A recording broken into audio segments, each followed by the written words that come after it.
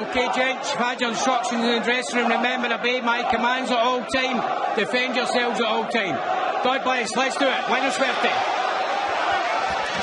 So here we go. 12 rounds or less for the vacant WBC Super Bantamweight Championship of the World. Really interesting watching those two during the announcements. Vargas bouncing on the balls of his feet with a big grin plastered all over his face, staring at McDonnell all the time. He never took his eyes off him. McDonnell towards the end began to return his gaze. And these early rounds could be very, very interesting. Vargas, I feel, will go looking for McDonnell. He said that he thinks he needs the knockout because he believes his gym mate Julio Saya, who's fought for this title recently himself, actually was robbed when he fought Gavin's brother Jamie for the IBF Bantam title a few years ago. He's got that confidence of an unbeaten, successful fighter, Vargas, but sometimes it can prove to be your undoing. He's never really been in deep. He's fought fighters who have come to have a go, but none who have ever really thought that they could win. He's done 12 once, but it was a comfortable 12, fought at his pace against Burkina Faso's Alexis Kabore. McDonnell, we know, he's been in deep. He's been in over the distance a number of times. And Vargas looking to tee up that big right hand. McDonnell just a little skittish in these early stages. Looks strong, he looks aggressive, Vargas. Picking the shots well, landed the jab a couple of times. Needs to relax a little bit, McDonnell. A little low with that left hand there, Vargas, who extends the glove to apologise, and then looks to work that right hand. I watched that 12-rounder against Kabore. A couple of other fights are available as well, and although he does have that reach, like most Mexicans, he doesn't really like to keep it on the outside. He loves a left to the body, but he does take risks. He leads with a lot of hooks, a lot of uppercuts. He has been over a couple of times as well.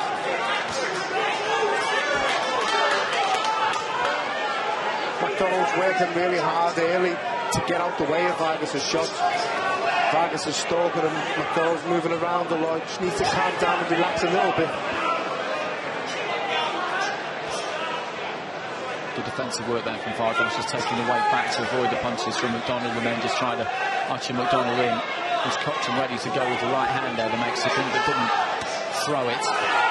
Again, looking for that left to the body. That's a shot he really likes. He's looking for that all the time. There's a good counter there from McDonnell.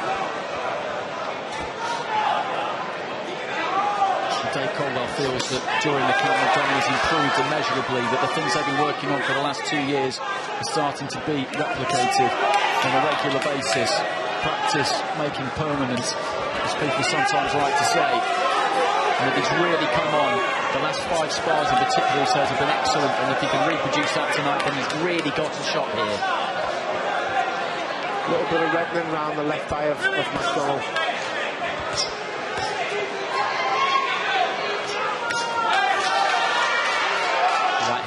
Didn't really land clean, but the crowd just looking to get behind everything they can at the minute. Vargas with the right hand taken on the shoulder by McDonnell. He tucks up nicely on the ropes. Keeps that upper body moving.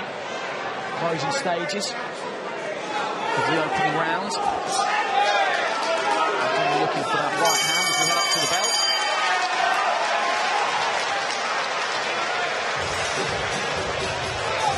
Don't aim high for the jab. He's in there. Not in there or in there. Stay patient. He's giving it. Just going to frustrate him at the round the lot. He's letting go of big shots. Remember, keep the weight. If he's not going up, as long as you keep pushing down there. Second down. Round 2. Vice coming in there for Dave Caldwell. He'll be at the O2 next Saturday in Tony Ballew's corner, of course. Ballew, I'm sure, watching on. Routine for Gavin McDonnell this evening.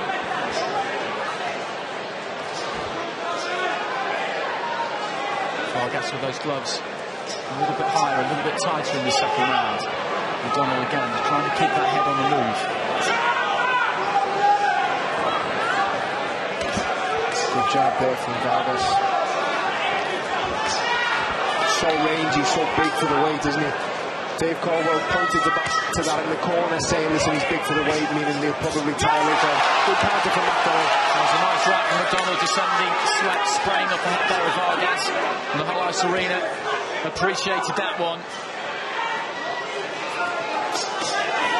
Punishing left hand there from Vargas, but the right glove was up there from Donnell. He took it, the right hand came in from Vargas again.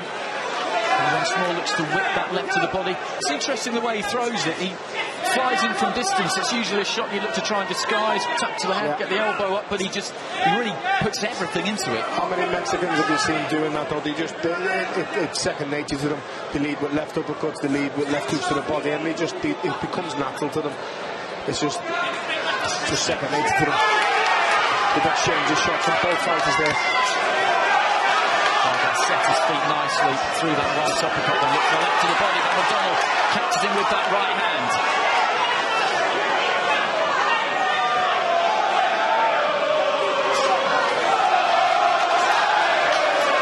Jab to the body there from Donnell, now retreated back out of the ground. I think that first round, although it would have been Vargas' round, has just settled McDonnell down a little bit. This is a big stage.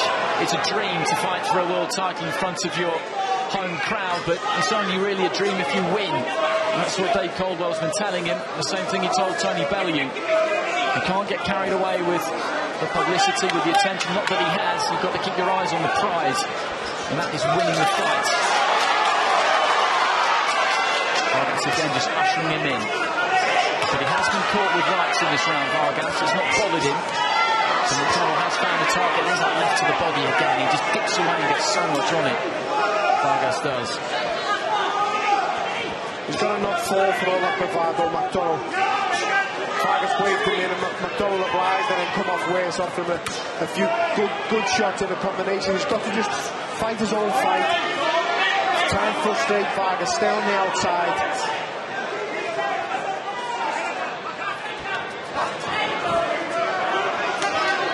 Nice and balanced.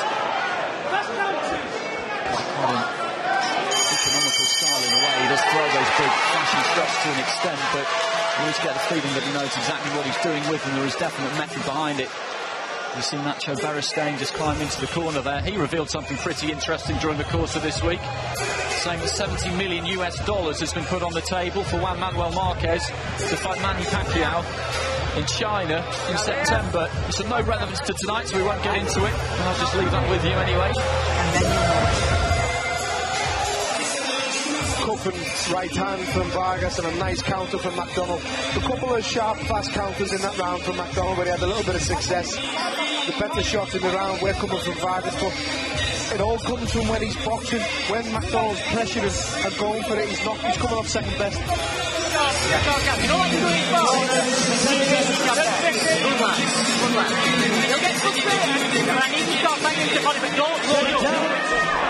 Round 3.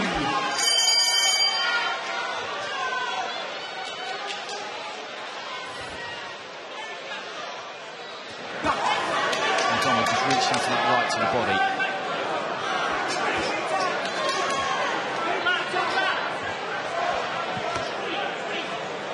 This title, the WBC Super Bantamweight title, has been held by some extraordinary fighters, virtually created for the great Wilfredo Gomez, Puerto Rican legend, who defended it with 17 straight stoppages, with some good shots there, as you point out, Paul, from Vargas, just doubling up on that left to the body. The second one just took the chin there of McDonnell. Morales held it for a long period as well. Morales and like Antonio Barrera fought for it in 2000. Yes, under Cruz, and for a stretch, of course, in more recent times. Vargas has thrown very similar shots to the likes of the Barreras. Laying back, throwing right hand over the top, the left hook to the body, the way he throws his jab. Very typical Mexican style.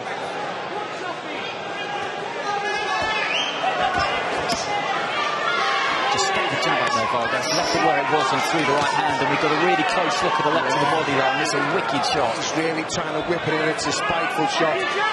McDonnell's done well. He's took 2 or 3 of them already this round.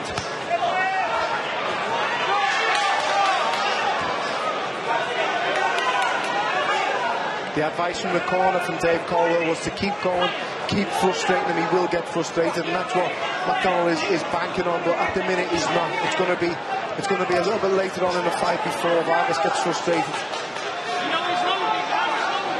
Vargas has mentioned, has been down a couple of times to a right hand into a left hook on both occasions. Really, it's been a result of him just carrying his shin a bit high. And the referee that's looking there warning him about keeping those punches up, just wagging two fingers at him, saying that that's twice now that he's done that.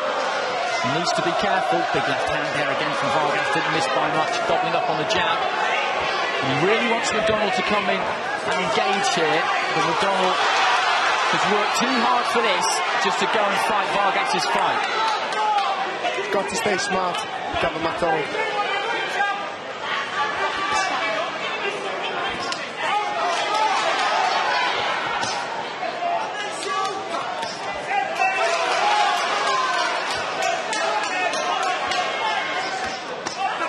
Every now and again, McDonnell just waiting a little bit too long, circling, and it's Vargas who's generally first to throw. There's a left hand again there from Vargas.